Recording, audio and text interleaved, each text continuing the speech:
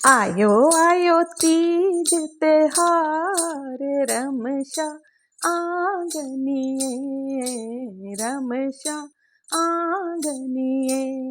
हरियाली सावन आयो रे बरखा की बूंदा लायो।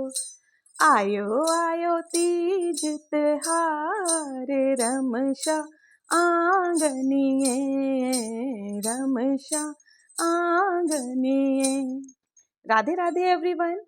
आप सभी को हरियाली तीज की बहुत बहुत शुभकामनाएं। माता गौरा की कृपा आप पर और आपके परिवार पर सदा सर्वदा बनी रहे, इसी कामना के साथ मैं आज की वीडियो में आपको हरियाली तीज की बहुत ही सरल पूजा विधि बताऊंगी। देखिए, आप अगर मंदिर में पूजा कर रहे हैं तो कोई नहीं, अगर जगह नहीं है तो आप सामने पाटा लगा करके पूजा कर सकते हैं। तो हम वहाँ चौकी लगा लेंगे और चौकी पर आपको लाल पीले हरे कोई भी वस्त्र बिछा लेने, जो भी आप पूजा में प्रयोग करती हैं। उसके बाद अगर हमें देखिए, तीज की जो पूजा होती है उसमें पार्थिव मिट्टी से शिवलिंग, माता गौरा और गणेश जी को बना करके पूजा करने का विधान है। लेकिन अगर आप नहीं बना सकती हैं किसी भी कारणवश, तो आप शिव परिवार की फोटो भी ले सकती हैं। तो आपको शिव परिवार के फोटो को थोड़े से अक्षत का आसन दे करके विराजमान कर लेना है।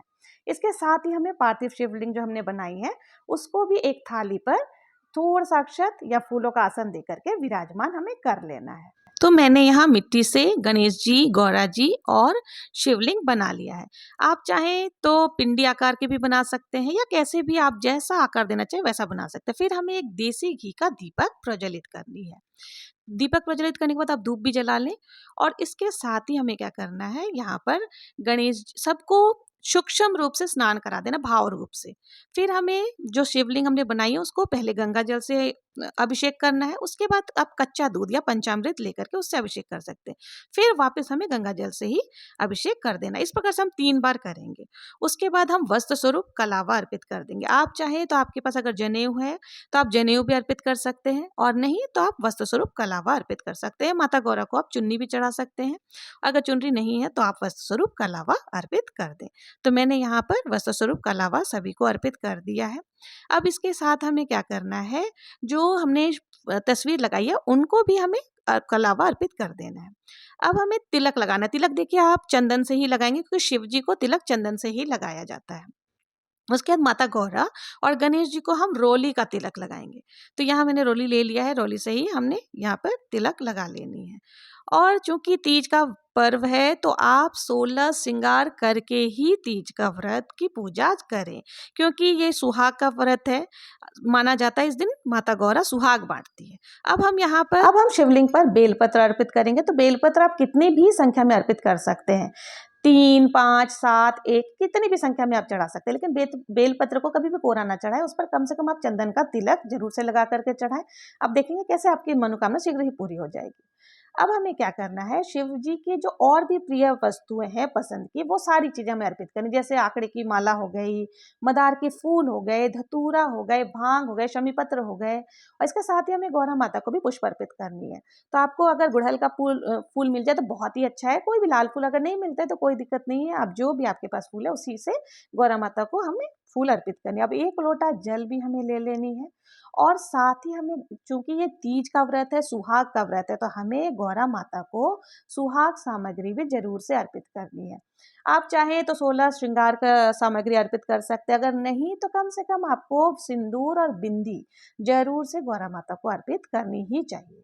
तो देखिए, और साथ ही हमें दक्षिणा, क्योंकि दक्षिणा जो है वो पूजा में रही कमियों को पूरा करती है, तो हम दक्षिणा भी यथासंभव अपने अनुसार चढ़ा देंगे। फिर हमें भोग में घेवर में यहाँ अर्पित कर रही हूँ, आप जो भी भोग में मीठे पूड़े, गुलगुले जो भी आप बनाती हैं वो आपको अर्पित करनी है। साथ ही हमें चने, भीगे हुए जो चने होते हैं वो उसका बहुत ही महत्व माना जाता है, तो हमें भीगे हुए चने भी जरूर से समर्पित करनी है भोग में।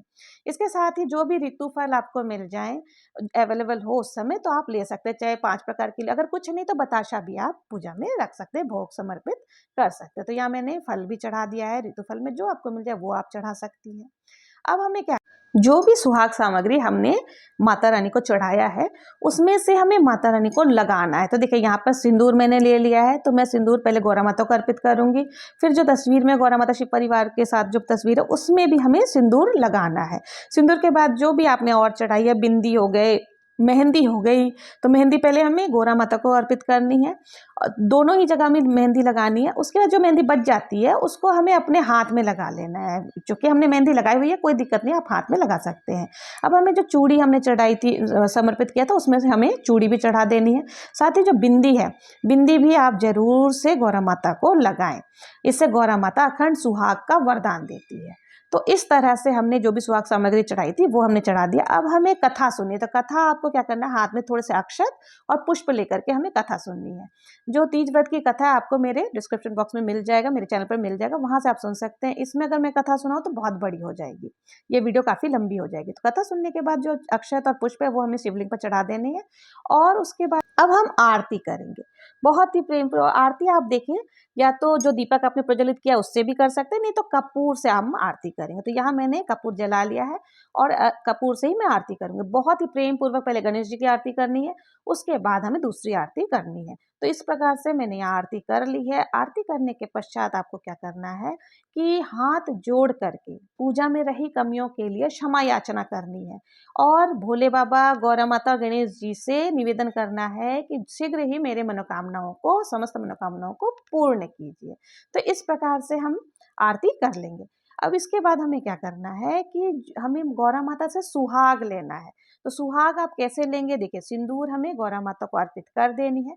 जितनी बार आप माता को सिंदूर लगाएंगे उतनी बार ही आप अपने आंचल से अपने मांग में भी सिंदूर लगाएंगे और माता रानी से निवेदन करेंगे कि हे गौरा माता, मेरे सुहाग को अमर करो, मुझे अखंड सुहाग का वरदान दो। इस प्रकार से हमें 5 बार 7 बार जितनी बार भी आप सिंदूर अर्पित करेंगे आपको गौरा माता से सुहाग लेना है। तो इस तरह से सुहाग ली जाती है। फिर हाथ जोड़ करके क्षमा याचना करेंगे कि माता रानी, जो भी मुझसे भूल चूक हुई है उसके लिए माफ़ी चाहती हूँ। फिर हमें जो ये लोटा है इसमें से थोड़ा-सा जल हाथ में लेकर के हमें आचमन करना है। तो हम एक बार हाथ में लेकर के घुमाएँगे और इसको यहाँ पर छोड़ देंगे। तो 2 बार हमें इस प्रकार से आचमन कर लेनी है। तो इस प्रकार से हमारी जो पूजा है वो पूर्ण हो गई। ये पूजा आप सुबह भी कर सकते हैं, शाम भी कर सकते हैं और जो लोटे में जल है, अगर सुबह पूजा करें तो उसको आपको सूर्यदेव को अर्घ दे देनी है। तो इस प्रकार से आप जो पूजा है वो कर सकते हैं। और जो सामग्री बहुत ही सरल तरीके से मैंने यहाँ पे बताई है, ज़्यादा सामग्री की भी ज़रूरत नहीं होती है। तो आप इस प्रकार से ज़रूर से तीज का व्रत की पूजा करें और अपने सखियों के साथ खूब एंजॉय करें, मेहंदी लगाएं, मस्ती करें, डांस आदि करें और हो सके तो रात्रि जागरण भी ज़रूर से करें। इस व्रत में सोया नहीं जाता। कहते हैं रात को जागरण करने से माता पार्वती बहुत ही प्रसन्न होती है और अखंड सुहाग का वरदान देती है। तो आशा है आपको मेरा वीडियो समझ में आ गया होगा कि किस प्रकार से कौन-कौन सी पूजन सामग्री लगती है और किस प्रकार से तीज व्रत का पूजन किया जाता है। और अगर आपको विसर्जन की विधि जाननी है कि तीज व्रत की चौकी कैसे उठाई जाती है, तो आपको मेरे चैनल पर मिल जाएगा, वहाँ से आप जाकर के ज़रूर से देख सकती हैं। और अगर अभी तक आपने मेरे चैनल को सब्सक्राइब नहीं किया तो प्लीज़ सब्सक्राइब करें, अपने दोस्तों को भी शेयर करें ताकि उनको भी पूजा करने का विधि जो है और या हम औरतें किस प्रकार से घर में तीज त्योहार करती हैं, वो सारी चीज़ों की जानकारी मिल सकेगी। तो माता रानी आप पर और आपके परिवार पर सदा सर्वदा अपनी कृपा बनाए रखे और इसी मंगल कामना के साथ आप लोगों को एक बार फिर से तीज व्रत की बहुत बहुत शुभकामनाएं। अगर मेरा वीडियो पसंद आया हो, ज़रा भी हेल्पफुल लगा हो, तो प्लीज़ मेरे चैनल को लाइक, शेयर एंड सब्सक्राइब करना ना भूलें। जय श्री कृष्णा, जय माता दी, हर हर महादेव।